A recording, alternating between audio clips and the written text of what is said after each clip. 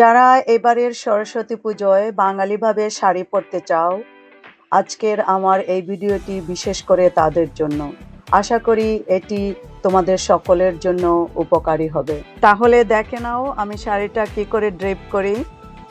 আমি শাড়িটা খুলে শাড়ির আঁচলের দিকটা বাম হাতের দিকে ফেলে অন্য দিকের শেষ প্রান্তটা আমার ডান প্রিন্সেস লাইন বরাবর কোমরে গুজবো।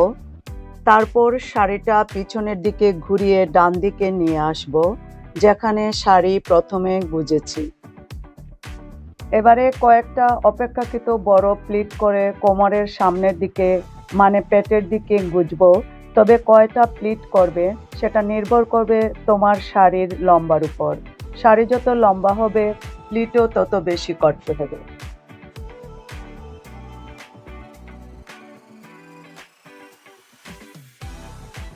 প্লিট করার পর শাড়ি টেনে নিজের ডান হাতের দিকে পিছনে নিয়ে পিঠের মাঝখানে রাফলি গুজবো, কারণ পরে আবার খুলে ভালো করে গুজবো, তাহলে সুন্দর হবে।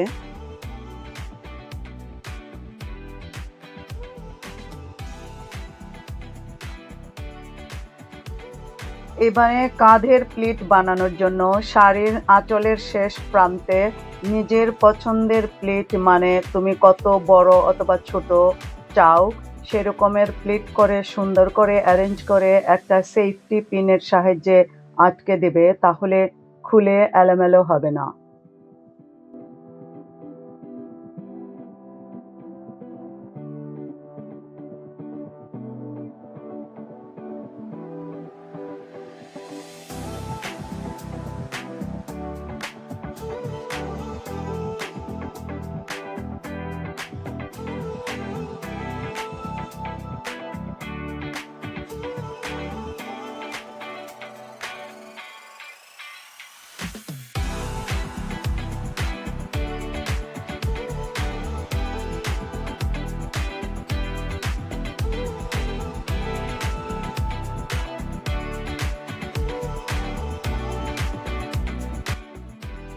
প্লিটগুলো ঠিক করা হয়ে গেলে সেফটি পিন দিয়ে তোমার বাম কাঁধের উপর আটকে দাও।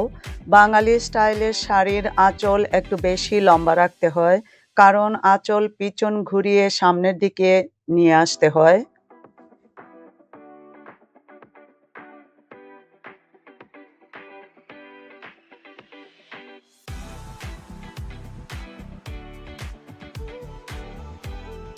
এবারে শাড়ির যে অংশটা পিছনে পিঠের মাঝখানে গুজেছিলাম সেটা খুলে সামনের দিকের শাড়ির পাড় সুন্দর করে গুছিয়ে টেনে নিয়ে আবার গুজে নিব।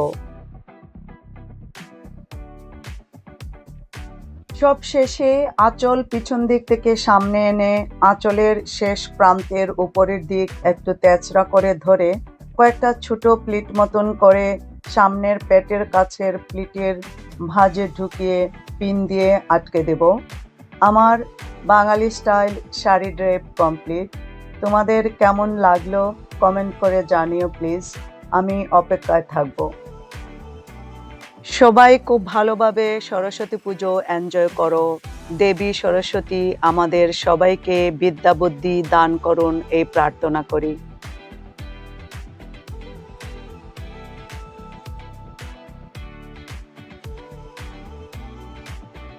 আর এইখানে যে দেখছো আমি গলায় পরছি, এটা কিন্তু আমি দেশে থেকে আনিনি। এইটা আমি বহু বছর আগে এইখানে নেদারল্যান্ডে একটা দোকানে পেয়েছিলাম। খুব ভালো লেগেছিল দেখে, খুব দেশি দেশি ফিলিংস আসছিল।